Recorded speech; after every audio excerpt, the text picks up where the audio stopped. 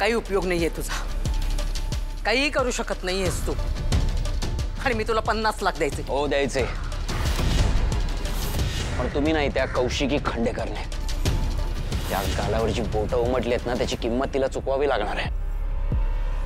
माझ्या लाईफचे प्रत्येक डिसिजन ती घेणार, ती जे सांगेल ते मी करायचं, तिने टाकलेल्या तुकड्यावर जगायचं। अरे युवराज खांडेकर आहे मी।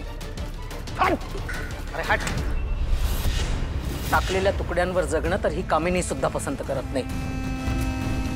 मला जे हवं ना ते मी असं ओरबाडून घेते।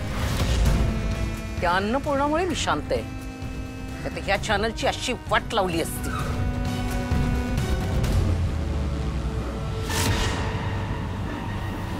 मॅडम अहो हे जुनं प्रकरण आहे आणि ते तवाच मिटलं होतं। मी तुमच्या पाया पडतो, प्लीज तुमची बातमी बंद करा। इच्छा तर माझी पण तीच आहे। त्या कौशिकी खांडेकरला खूप माज आहे या MNN एम्पायरचा। तिला असं वाटतं तिने हे सगळं एकटीने उभं केलंय आणि मीही तिला दाखवू शकतो की हे सगळं मी एकटा कसं उद्ध्वस्त करू शकतो ते। पण त्याचा काही उपयोग नाही ना, ती पुन्हा सगळं उभं करेल। याआधी तिने असं केलंय, तिच्यासाठी ही गोष्ट अवघड नाहीये। अन्नपूर्णाचं सुद्धा असंच आहे, तिने सुद्धा सगळ्या गोष्टी नव्याने तयार केल्या, पुन्हा उभी राहिली। म्हणूनच तिला वाटतं की ती खूप शहाणी आहे म्हणून। तिनेही अजून या कामिनीला ओळखलेलं नाही। कामिनी म्हणजे काय आग आहे, आणि आतून अशी धगधगतीये। असं वाटतं ना एकच असा डाव टाकायचा आणि त्या अन्नपूर्णाला मुळासकट उद्ध्वस्त करून टाकायचं, संपून टाकायचं।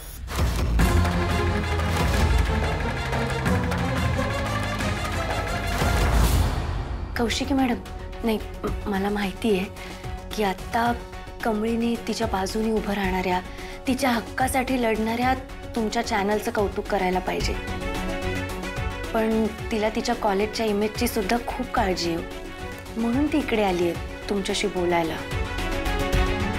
मॅडम अहो ह्या सगळ्यात उगा आमच्या कॉलेजचं नाव बदनाम व्हायलंय। आमचं कॉलेज एक आदर्श कॉलेज आहे आणि अन्नपूर्णा मॅडम सारख्या ट्रस्टी असताना कॉलेजचं नाव बदनाम व्हायला नको। त्यासनी कॉलेज लय प्रिय आहे, स्वतःला पार झोकून दिले त्यांनी, आणि अशा वेळी जर कॉलेजची बदनामी झाली तर त्यासनी लय वाईट वाटलं। अहो अनिका त्यांची स्वतःची नात असताना त्यांनी कधीच भेदभाव केला नाही का? कधी तुम्हासनी फोन करून सांगितलं नाही की ही बातमी मागं घ्या? मॅडम कसं आहे, माझ्यासारख्या खेडेगावातनं आलेल्या पोरीसनी त्यांचे आई वडील परत पाठवतील का सांगा, जर कॉलेजचं नाव बदनाम झालं तर? अहो एका पायी सगळ्यांनी शिक्षा कशाला? अहो अनिकानं जो पोरकटपणा केलाय त्यासाठी तिनं सुधरावं म्हणून तर मी केस मागं घेतली की नाही। नंतर एक पोरगी आली एकदम धीट, आणि ती व्यक्ती म्हणजे अहिल्या वेसकर।